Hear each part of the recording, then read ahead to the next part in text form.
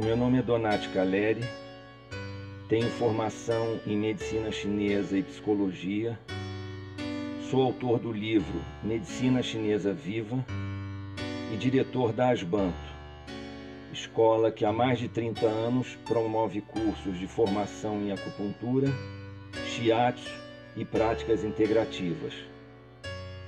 Por conta disso, tenho profunda admiração, respeito e encanto pela medicina tradicional chinesa.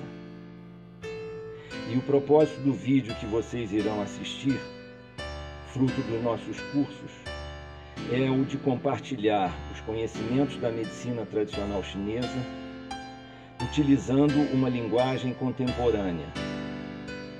Espero que vocês gostem e se inscrevam no canal. Obrigado.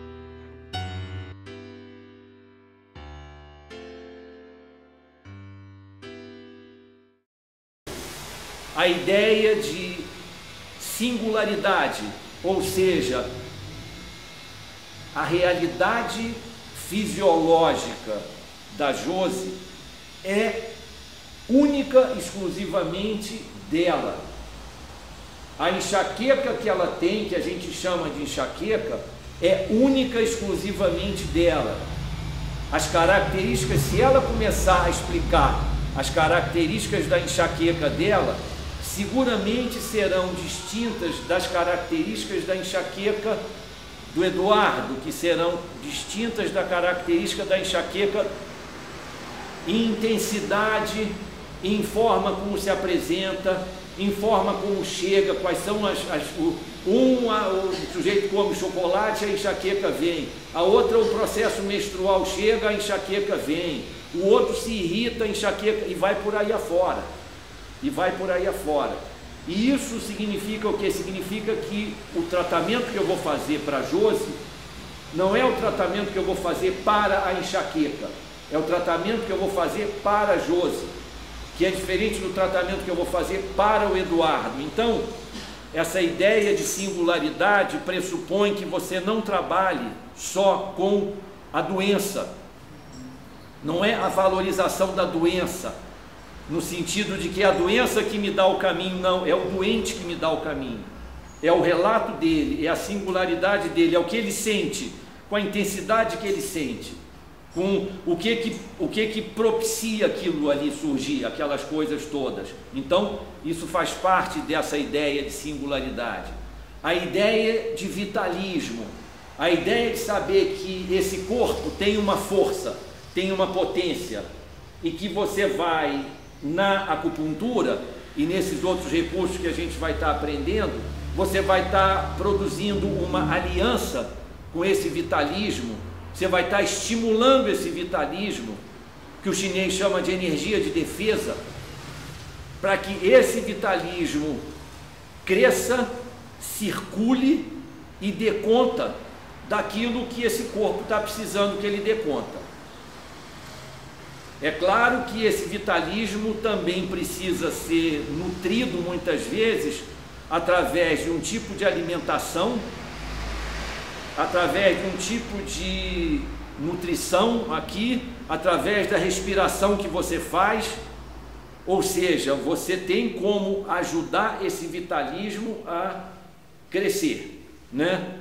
Porque se ele está debilitado, ele está debilitado porque você está facilitando isso, está produzindo essa debilidade, não está entendendo o seu corpo, não está contribuindo com o seu corpo.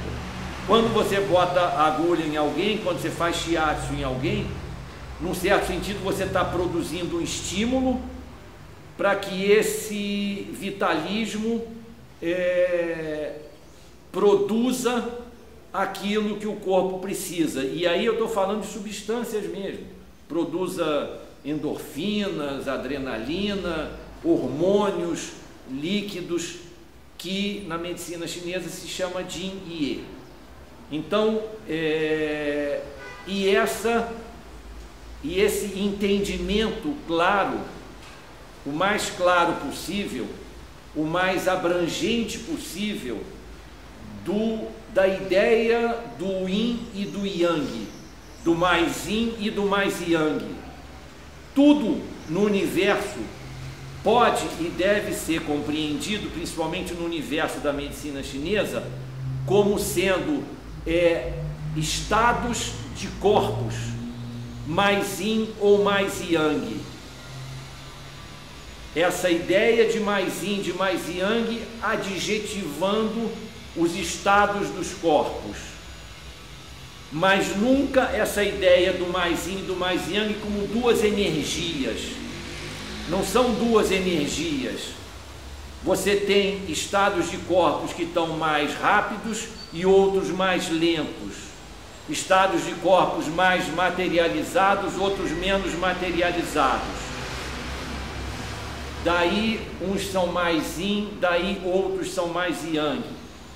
Não tem o yin absoluto, não tem o yang absoluto. Sempre no excesso de movimento você tem alguma coisa de repouso. Sempre no excesso de repouso você tem alguma coisa de movimento, de transformação. O que a gente precisa entender é se na natureza daquele corpo, os sintomas que estão sendo apresentados são sintomas de excesso de movimento ou de excesso de repouso, de deficiência de movimento ou de deficiência de repouso. E que aí, já que a gente já entendeu isso, a gente pode chamar de deficiência de yin ou de deficiência de yang, de excesso de yin ou de excesso de yang.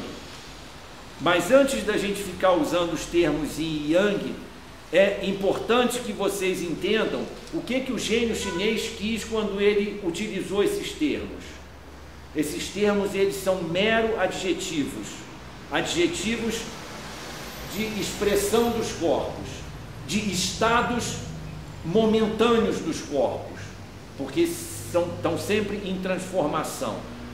Então, eu diria que isso aí é o pano de fundo da medicina chinesa, é a filosofia prática da medicina chinesa, que a gente vai caminhar com isso o tempo todo. É como se a gente tivesse assim, montei num cavalo e coloquei tudo isso aí comigo e vou andar com isso o tempo todo.